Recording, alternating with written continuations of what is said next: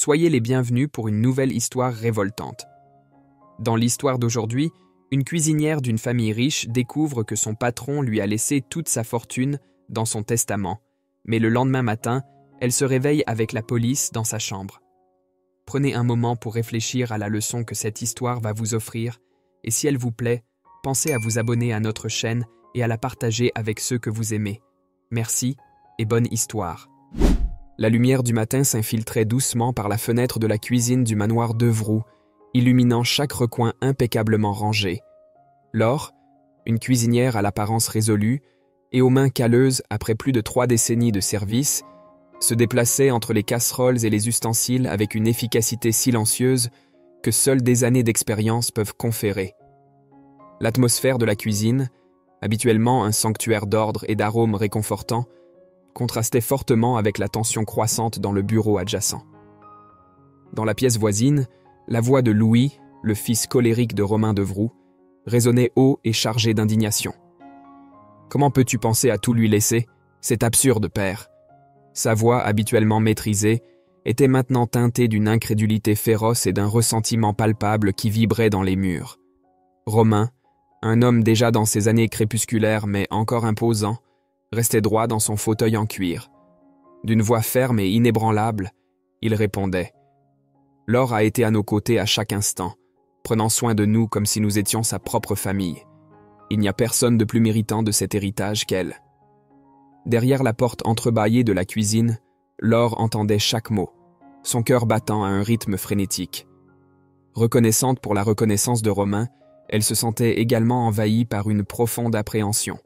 Elle savait que la générosité de Romain déclencherait une tempête au sein de la famille, une tempête que peut-être même sa longue expérience ne pourrait gérer.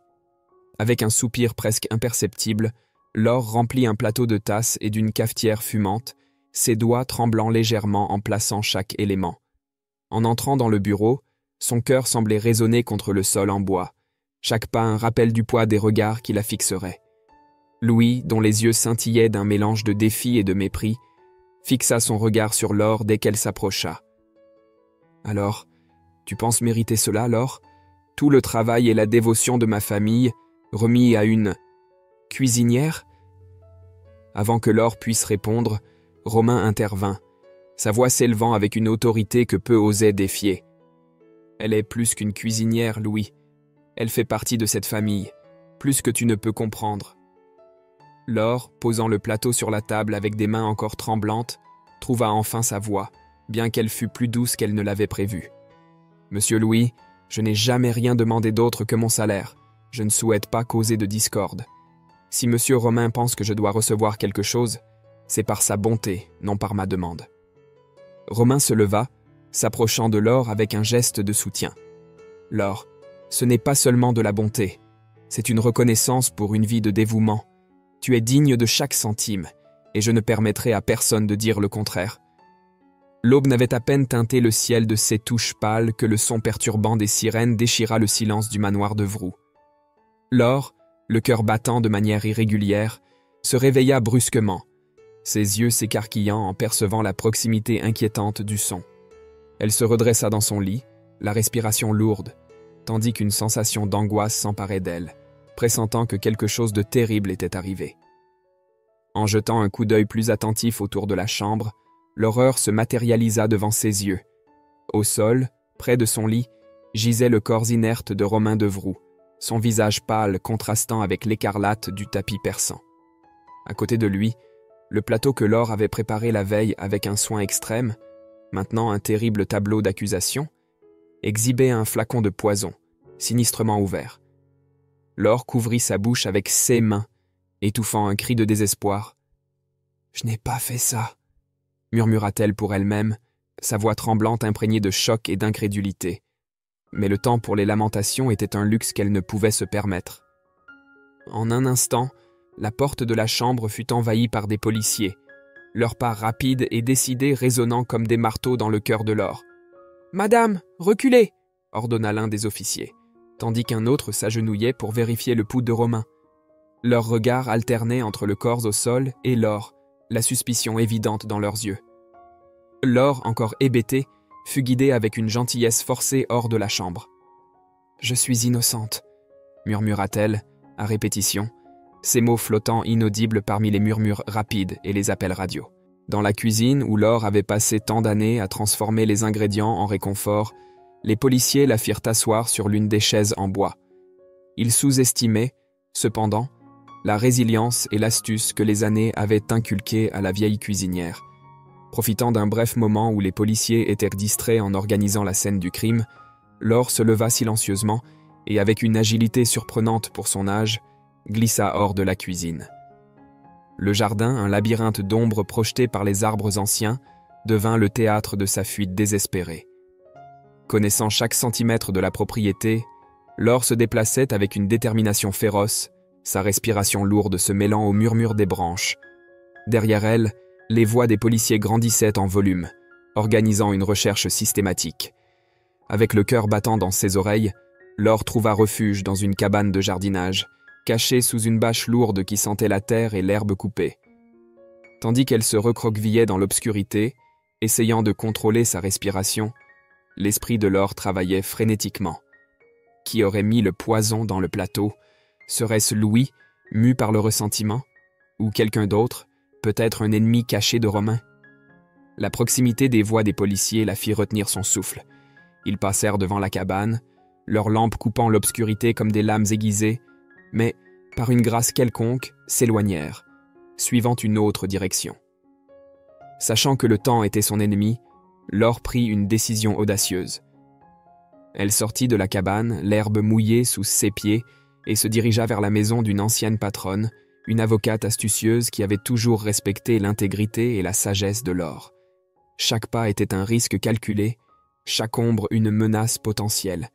Mais c'était un risque qu'elle était prête à courir, car elle savait que la vérité devait être révélée, coûte que coûte. Enveloppée par la bâche qui l'avait protégée peu de temps avant, Laure émergea de la cabane de jardinage avec la prudence d'un félin nocturne. Sa petite taille et les années de travail méticuleux dans la propriété lui conféraient une capacité presque fantomatique à se déplacer silencieusement. Elle glissait entre les ombres, chaque pas calculé pour éviter la détection, se dirigeant vers les clôtures qui entouraient la vaste propriété des Devroux. En se faufilant entre les brèches de la clôture, les sons de la ville envahirent ses oreilles, le murmure lointain des voitures et les voix occasionnelles qui s'élevaient. Il était évident que la nouvelle de l'événement tragique commençait déjà à se répandre comme un incendie dans les feuillages secs de l'été. L'atmosphère portait un bourdonnement électrique, un mélange de choc et de curiosité morbide qui rendait l'air plus lourd sur les épaules de Laure. Les rues de sa ville, que Laure connaissait comme les lignes de ses propres mains, semblaient maintenant un labyrinthe de dangers. Avec chaque passant potentiellement un accusateur, elle restait dans les ombres, son cœur battant un tango irrégulier avec la peur. L'anonymat était son bouclier et son épée, tandis qu'elle se dirigeait, avec une détermination résiliente, vers la maison de la seule personne qui pouvait encore l'aider, son ancienne patronne, une avocate à l'esprit aiguisé et au cœur juste. Tandis qu'elle marchait, l'esprit de Laure était un tourbillon de pensées et d'émotions. Elle réfléchissait aux événements récents, au testament surprenant de Romain, à sa mort abrupte et à l'accusation terrible qui pesait maintenant sur sa tête. Qui, dans ce cercle de confiance et de pouvoir, tirerait avantage de l'avoir déchue? Qui aurait l'audace de l'incriminer, elle, une simple cuisinière, dans un jeu aussi mortel? Les souvenirs de Romain résonnèrent dans son esprit, le poids de sa promesse. L'héritage qui devait être son salut devenait maintenant sa ruine. De plus, la préoccupation pour sa mère malade ajoutait une couche supplémentaire d'urgence à sa mission. Laure savait qu'elle devait trouver un moyen de blanchir son nom, non seulement pour sa propre justice, mais pour continuer à s'occuper de la femme qui lui avait donné la vie. Laure traversait les rues de la ville, le cœur lourd et l'esprit agité par la peur et l'urgence de sa situation. Son visage affiché sur les écrans d'actualité le long des voies publiques la faisait se recroqueviller à chaque pas. Assassine de millionnaires toujours disparus, proclamaient les panneaux en lettres majuscules, transformant chaque regard curieux des passants en une dague de jugement et de méfiance. L'atmosphère chargée de soupçons rendait son chemin une véritable épreuve d'évasion et de discrétion. Arrivant enfin à la résidence d'Odette, son ancienne patronne et avocate, Laure fut accueillie avec un mélange de soulagement et d'inquiétude. Odette, Une femme dont la présence inspirait toujours une autorité calme ouvrit rapidement la porte, tirant Laure à l'intérieur comme si elle pouvait physiquement éloigner les accusations qui pesèrent sur elle. « Nous allons régler ça, Laure. Je vais t'aider à blanchir ton nom, » promit Odette, tout en guidant Laure vers la sécurité et la confidentialité de son bureau à domicile.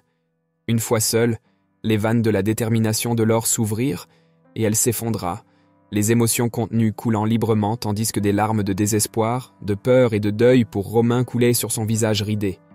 Odette, avec une efficacité qui contrastait avec la vulnérabilité de Laure, commença à organiser les documents nécessaires à la défense. Elle traçait méticuleusement une ligne d'enquête qui pourrait révéler la véritable histoire derrière le crime. « Nous avons besoin de preuves concrètes, Laure. Nous allons commencer par vérifier toutes les communications de Louis et revoir les dernières modifications du testament de Romain. » Pendant qu'Odette délimitait le plan, Laure acquiesçait simplement, le poids de la situation rendant ses réponses brèves et son attention aiguisée. Elle savait que tout faux pas pourrait être désastreux. Les détails de leur plan étaient comme les pièces d'un puzzle complexe qui devait s'emboîter parfaitement, mais qui restait caché aux yeux de toute autre personne. Vêtue de noir et portant un déguisement qui altérait son apparence habituelle, Laure retourna au manoir des Devroux. La stratégie d'Odette pour créer une distraction légale impliquait une réunion soigneusement orchestrée avec Louis, centrée sur des détails bureaucratiques suffisamment urgents pour assurer son attention divisée. Avec Louis occupé, Laure entra dans le manoir, le cœur battant contre sa poitrine. L'endroit semblait à la fois familier et étrange, chaque ombre un souvenir, chaque recoin un potentiel cachette de secrets. Elle se dirigea directement vers le bureau de Louis, un endroit rempli de documents personnels et professionnels. Avec des mains tremblantes mais guidée par une détermination de fer, Laure commença à fouiller les tiroirs et les dossiers. Après des moments qui semblèrent s'étendre indéfiniment, ses mains touchèrent enfin des documents qui semblaient hors de place. C'étaient des papiers détaillant des communications entre Louis et un avocat inconnu, non seulement discutant des changements du testament de Romain, mais suggérant un complot pour manipuler ses dernières volontés. Chaque ligne lue augmentait l'horreur et la résolution de Laure. Elle savait qu'elle était face à une conspiration qui devait être exposée, non seulement pour blanchir son nom, mais pour rendre justice à l'homme qui l'avait traité comme une famille. Le bureau de Louis était plongé dans un silence presque palpable, interrompu seulement par le bourdonnement doux de l'ordinateur que Laure opérait avec des mains tremblantes. L'écran illuminait son visage d'une lumière spectrale alors qu'elle parcourait les fichiers numériques, chaque clic un écho dans le calme tendu de la pièce. La recherche de preuves pouvant prouver son innocence était désespérée et méticuleuse. Laure avait accédé à l'email de Louis grâce à un raccourci qu'elle avait trouvé ouvert par hasard sur le bureau. Ses yeux parcouraient rapidement les échanges de messages entre Louis et un avocat inconnu. Les messages, remplis de codes et d'insinuations, discutaient clairement de la modification du testament de Romain. Le sang de Laure se glaçait alors qu'elle absorbait chaque mot, chaque intention cachée derrière les phrases soigneusement rédigées. Poussée par un élan d'urgence, elle accéda également à l'email de Romain. L'historique montrait non seulement la confiance qu'il avait placée en des personnes désormais suspectes, mais révélait également la profondeur des complots tissés dans l'ombre de sa propre maison.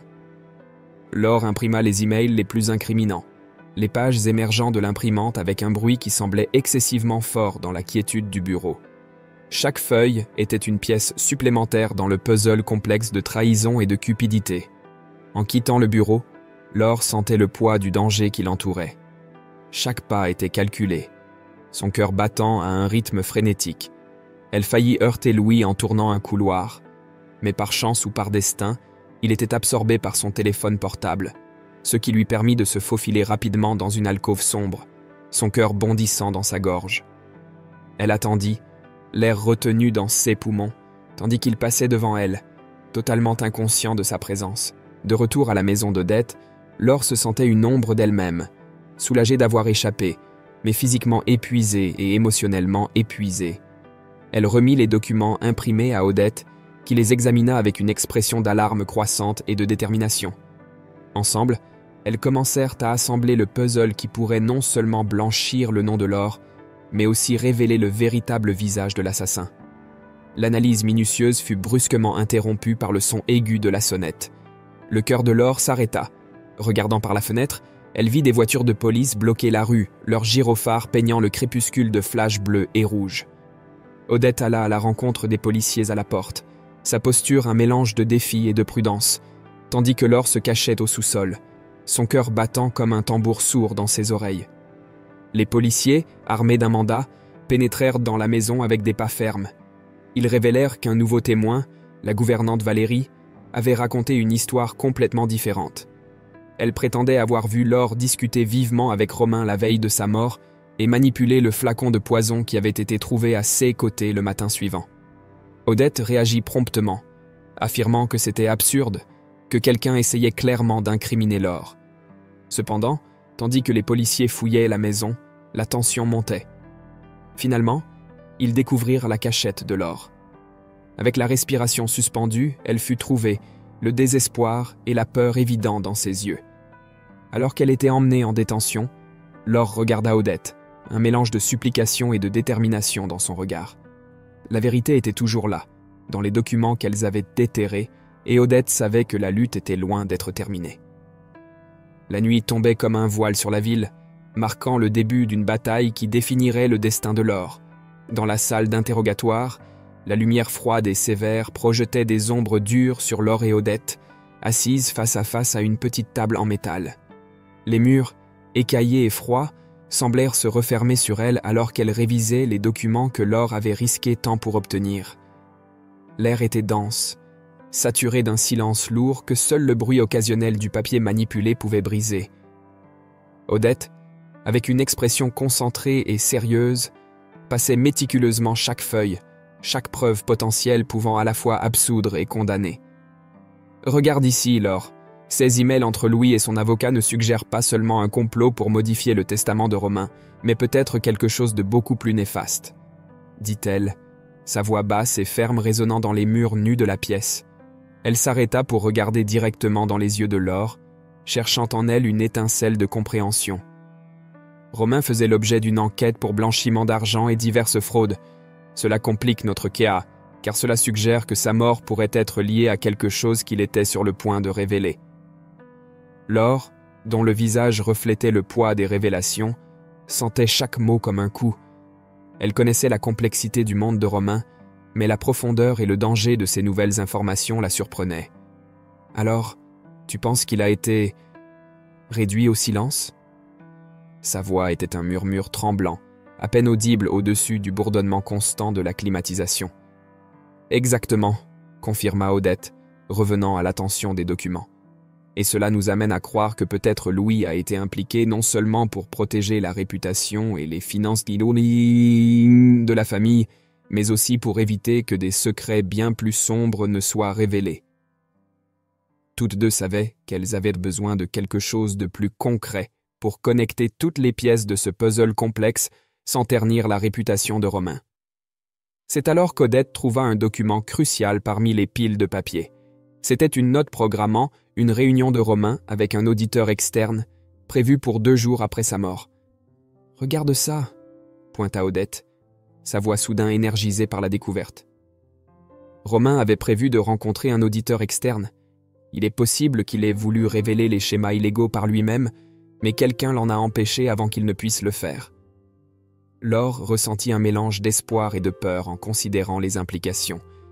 Cela signifie que nous pouvons prouver qu'il agissait contre la corruption au sein de sa propre entreprise. Si nous parvenons à relier cela à la motivation pour le meurtre ? Exactement, interrompit Odette, anticipant déjà les prochaines étapes. Cela renforce la nécessité de prouver ton innocence et de révéler le véritable assassin. Elles étaient immergées dans leur planification lorsque le son aigu de la sonnette interrompit brusquement leur réflexion. Elles échangèrent un regard, la larme évidente dans leurs yeux. À travers les rideaux épais de la fenêtre, elles pouvaient voir des voitures de police bloquant la rue, et le cœur de Laure se serra.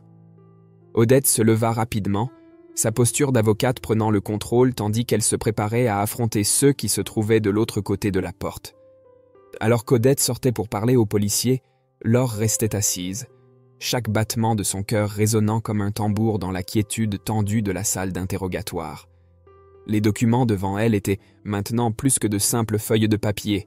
Ils étaient rôle à clé pour dévoiler un mystère qui impliquait bien plus qu'elle n'aurait jamais pu imaginer.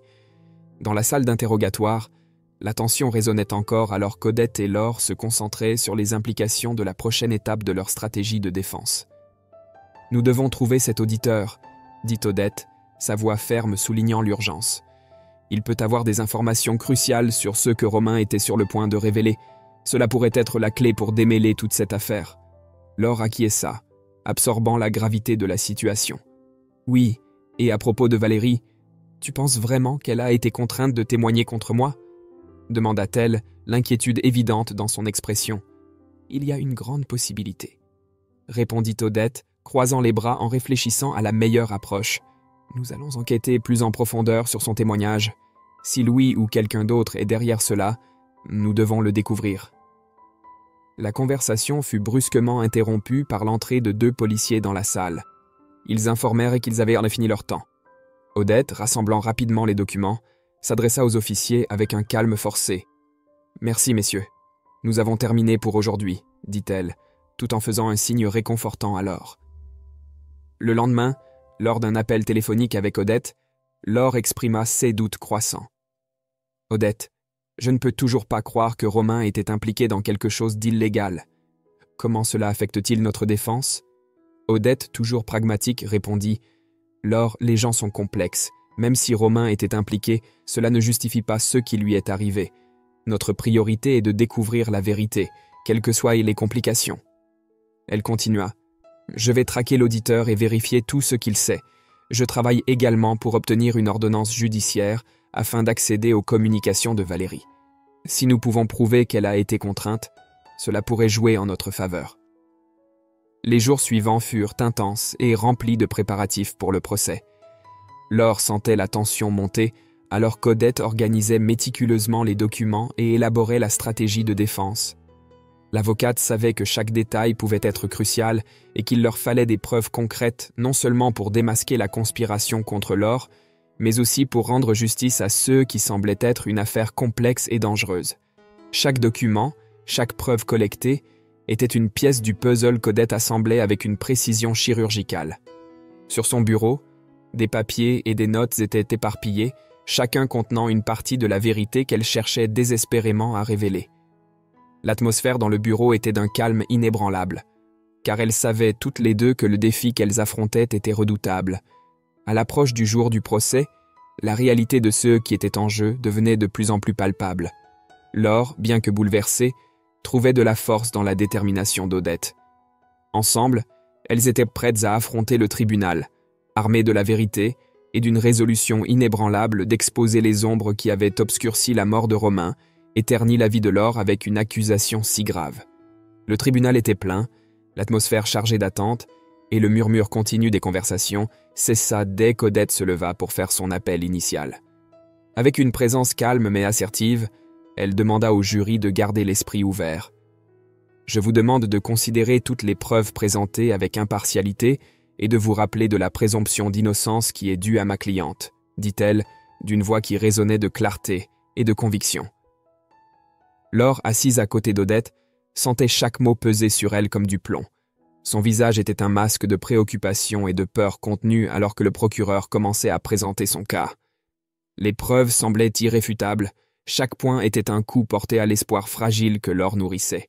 Valérie fut appelée à la barre, réaffirmant son témoignage précédent. Sa voix ferme en détaillant la prétendue dispute entre Laure et Romain, la nuit du crime semblait sceller le destin de Laure. Le regard de Laure vers Valérie était chargé de trahison et de désespoir, mais aussi d'une demande muette pour la vérité. Quand ce fut au tour de Laure de témoigner, elle se leva, sa posture droite mais son visage trahissait son nervosité. Avec chaque mot, elle niait fermement toute intention de blesser Romain. « Je n'aurais jamais fait de mal à Romain. Il était plus qu'un employeur pour moi. Il était mon ami, » déclara-t-elle avec conviction. Cependant, elle décida consciemment de ne pas présenter les preuves des enquêtes contre Romain. Elle choisit de protéger son image, même si cela compliquait sa propre défense. Le procureur appela ensuite un expert en poison et le médecin légiste, qui ensemble construisirent une narration convaincante de la manière et du moment où Romain aurait pu être empoisonné.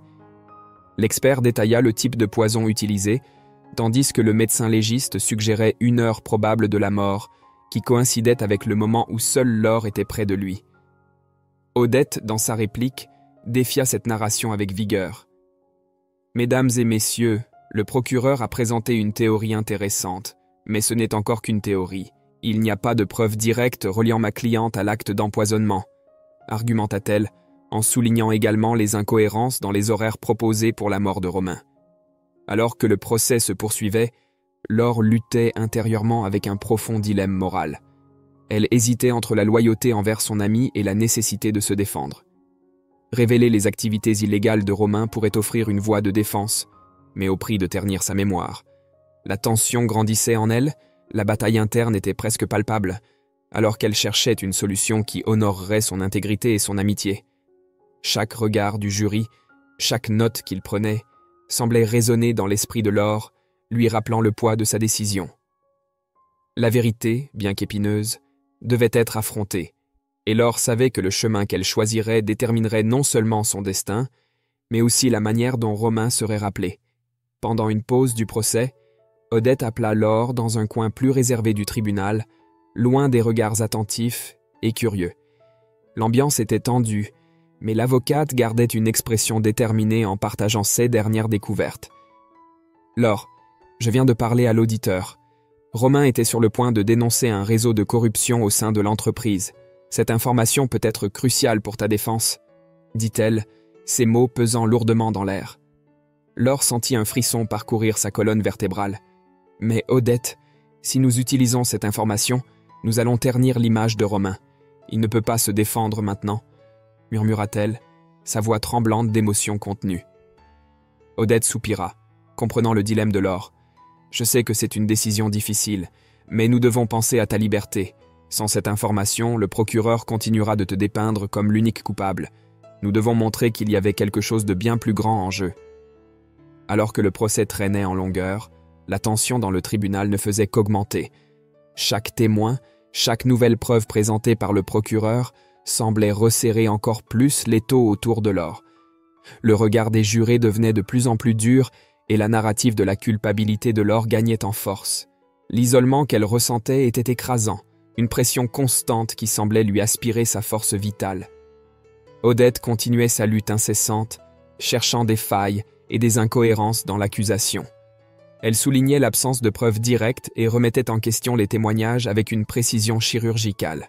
« Mesdames et messieurs, nous traitons ici de suppositions, pas de certitudes, » répétait-elle, essayant de semer le doute dans l'esprit des jurés. Laure, cependant, se sentait au bord du désespoir. Dans les moments finals du procès, ses forces étaient presque épuisées. Le poids des accusations, le regard implacable des jurés et la proximité des barreaux de la prison la faisaient lutter pour maintenir sa composure. Chaque minute semblait la rapprocher d'un verdict condamnatoire. Dans la salle du tribunal, le silence était palpable. Laure regardait Odette, sa dernière ligne de défense, tout en réfléchissant à la loyauté envers Romain et au sacrifice de sa propre liberté. Son esprit était en ébullition, essayant de réconcilier la mémoire de son ami avec la nécessité de se sauver. « Odette, je ne sais pas si je peux faire ça, » dit-elle finalement, sa voix un murmure de désespoir. « Je ne sais pas si je peux trahir la mémoire de Romain. » Odette prit les mains de Laure, la regardant directement dans les yeux. « Laure, Romain voulait exposer cette corruption. Peut-être que c'est ainsi qu'on honorera sa mémoire, en révélant la vérité qu'il voulait mettre au jour. Parfois, la vérité est douloureuse, mais elle est nécessaire. » Laure ferma les yeux un moment, respirant profondément. La décision était devant elle, claire comme jamais auparavant. Elle devait choisir entre la loyauté envers un ami mort et la lutte pour sa propre liberté. Le tribunal attendait. Le monde en dehors de cette salle semblait s'être arrêté. Quand elle ouvrit les yeux, il y avait une nouvelle détermination dans son regard. « Faisons-le, Odette », dit-elle, sa voix maintenant ferme. « Révélons la vérité pour Romain et pour moi. » Odette acquiesça, sentant le changement dans l'énergie de Laure. « D'accord, montrons au tribunal ce qui se passe réellement. » Dans les minutes qui suivirent, Odette prépara son approche finale. Lorsque le tribunal se réunit à nouveau, elle se leva, avec la conviction de celle qui sait que la vérité est de son côté, prête à démasquer le réseau de mensonges et à protéger sa cliente. Laure, assise à côté de son avocate, ressentit un nouvel élan d'espoir. Elle savait que la route serait difficile, mais elle était maintenant prête à l'affronter, armée de la vérité et de la mémoire de Romain pour la guider. Le tribunal était sur le point d'entendre la révélation qui changerait le cours du procès, et peut-être, enfin, apporterait la justice qu'ils méritaient tous les deux. Alors que les témoins continuaient à offrir leur version des événements, la tension dans le tribunal était presque palpable. Odette, avec son calme habituel, gardait un regard attentif à chaque détail. Soudain, son téléphone vibra discrètement dans sa poche. Elle regarda l'écran et vit le nom d'un voisin de Romain, quelqu'un qu'elle avait contacté auparavant dans l'espoir de trouver un indice supplémentaire. Odette se retira discrètement et répondit à l'appel, parlant à voix basse. « Odette à l'appareil. J'ai trouvé quelque chose sur les caméras de sécurité, » dit la voix à l'autre bout. « Vous devez voir ça. Cela montre Laure loin de la scène du crime au moment où Romain a été empoisonné. » Odette ressentit un élan d'espoir. « Envoyez-le-moi immédiatement. Cela peut tout changer. » Quelques minutes plus tard, elle reçut la vidéo et, en la visionnant, son cœur s'emballa. Les images étaient claires et indiscutables. Laure était au marché local, loin du manoir des Devroux, exactement au moment où, selon l'expertise, Romain avait été empoisonné. Avec cette preuve en main, Odette savait qu'elle avait un tournant crucial. Elle retourna au tribunal avec une énergie renouvelée, tenant fermement l'appareil contenant la vidéo. Elle demanda une pause et présenta la nouvelle preuve au juge qui, après une rapide révision, permit que la vidéo soit présentée au jury. Au moment où la vidéo commença à être diffusée sur l'écran du tribunal, le silence devint absolu. Les images montraient clairement Laure entrant dans le marché, achetant des produits et conversant avec la caissière, tandis que le tampon de date et d'heure sur l'enregistrement coïncidait exactement avec l'heure estimée de la mort de Romain. Il était impossible de réfuter la clarté des preuves présentées. Les murmures commencèrent à se répandre dans le tribunal.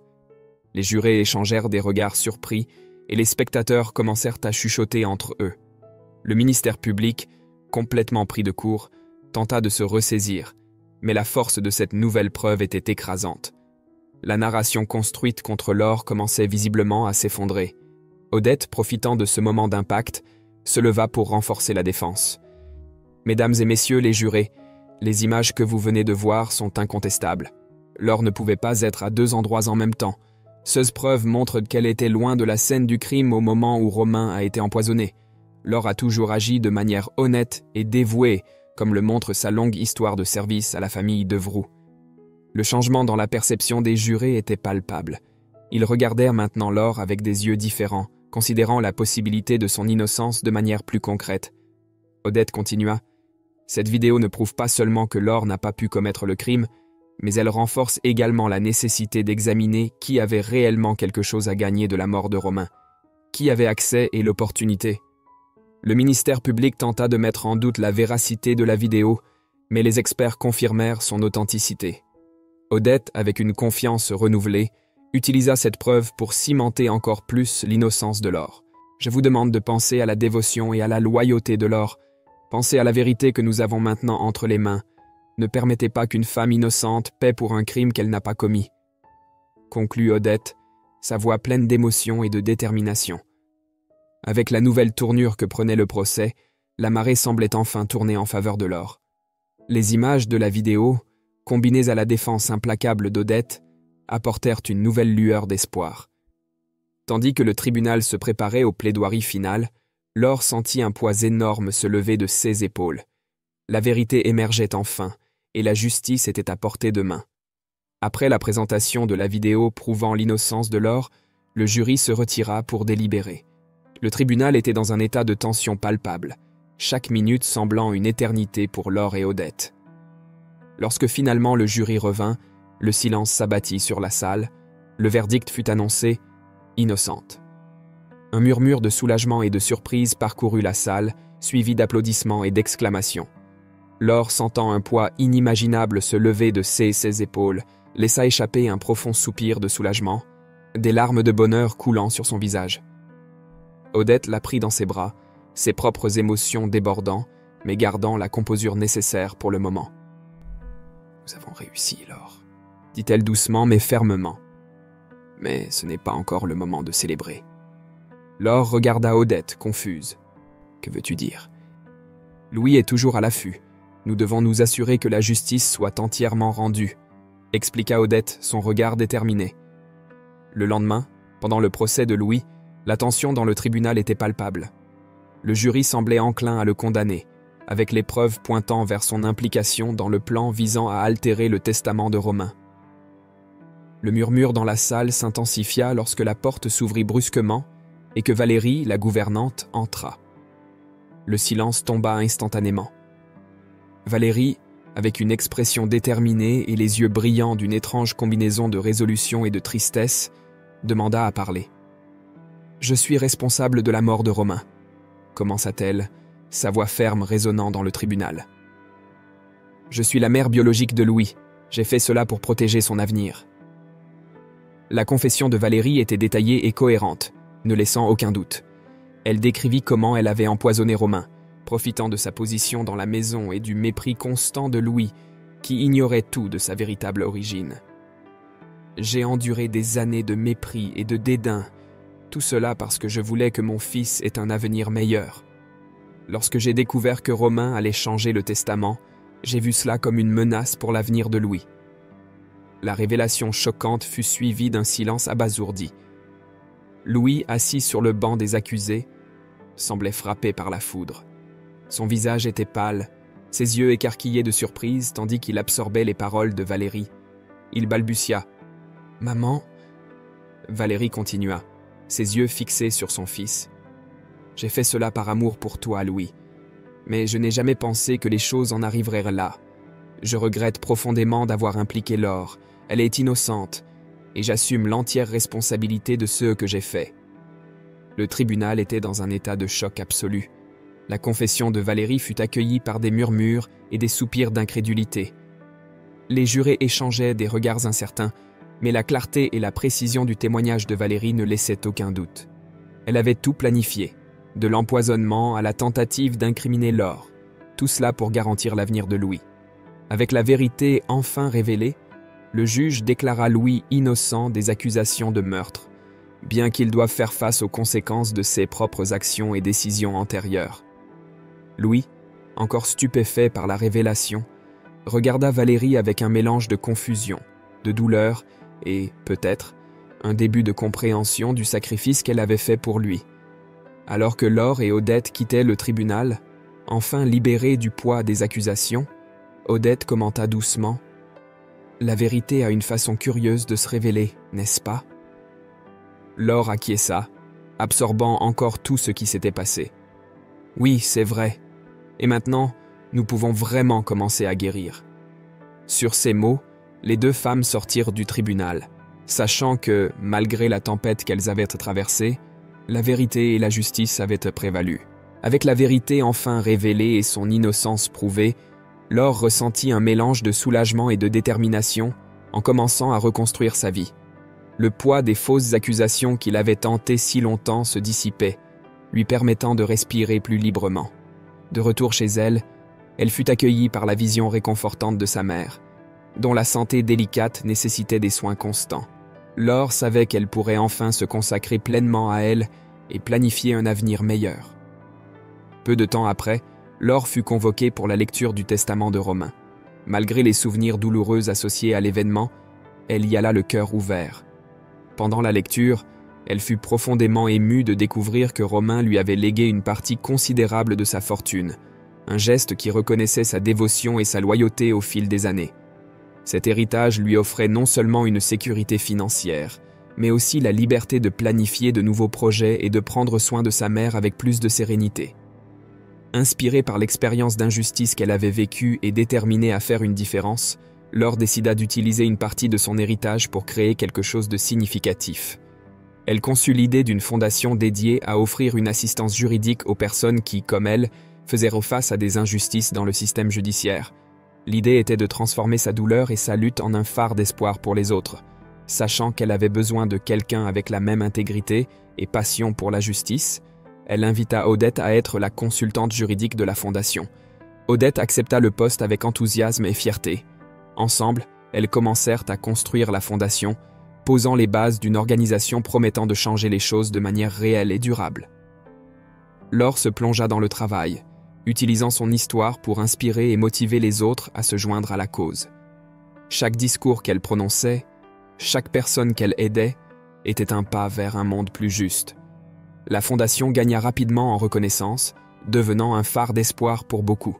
Des personnes de tous horizons venaient chercher du soutien et de la justice, trouvant dans la fondation non seulement une aide juridique, mais aussi un symbole de résilience et de courage. Laure devint une défenseuse active de la justice, sa voix résonnant dans les tribunaux, les conférences et les communautés. Odette, aux côtés de Laure, travailla sans relâche pour s'assurer que la fondation fonctionne avec efficacité et compassion. Son expertise juridique et l'expérience vécue de Laure créèrent une combinaison puissante, capable de relever les défis les plus difficiles et de transformer des vies. Ensemble, elles formèrent une équipe invincible, déterminées à lutter contre l'injustice partout où elles la rencontraient. Avec le temps, Laure, Odette et la mère de Laure réfléchissaient souvent à la route qui les avait conduites jusque-là. Elles se souvenaient des difficultés, des incertitudes et surtout de la force qu'elles avaient trouvée les unes en les autres. Chaque victoire de la fondation était célébrée avec gratitude et humilité, un hommage aux luttes qu'elles avaient surmontées. Dans un moment de sérénité, Laure regarda sa mère et Odette, ressentant une profonde connexion et une immense gratitude. « Je n'aurais jamais imaginé que quelque chose d'aussi terrible puisse mener à quelque chose d'aussi beau, » dit-elle, sa voix douce mais ferme. Odette sourit, acquiesçant.